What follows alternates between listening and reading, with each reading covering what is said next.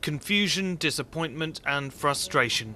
Few may like the so-called Copenhagen Accord, but after 2 weeks of negotiation and a last-minute deal on Friday night, it's all these delegates have got.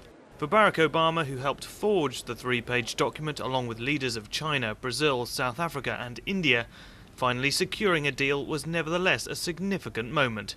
We've made a meaningful and unprecedented breakthrough here in Copenhagen.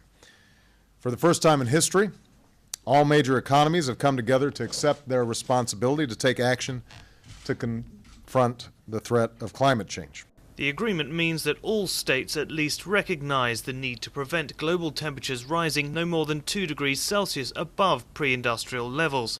It will also see $30 billion of aid for developing nations over the next 3 years to help them tackle climate change, and a commitment to raising $100 billion by 2020.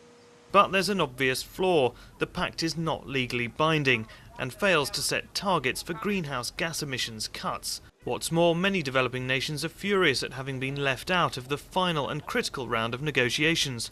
On all sides, it seems, the blame game has begun. Here in the UN system, you can be represented by an ambassador. So you have the ambassador of Sudan, who spoke on numerous occasions, as was his right to do so, to the US President or Chancellor Merkel, but they don't have the same level of political responsibility and decision-making capacity. It's a system that has run out of steam.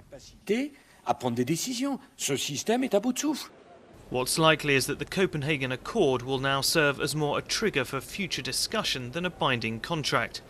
And the next stop on the road to agreement is Bonn, Germany in June, and then Mexico at the end of 2010.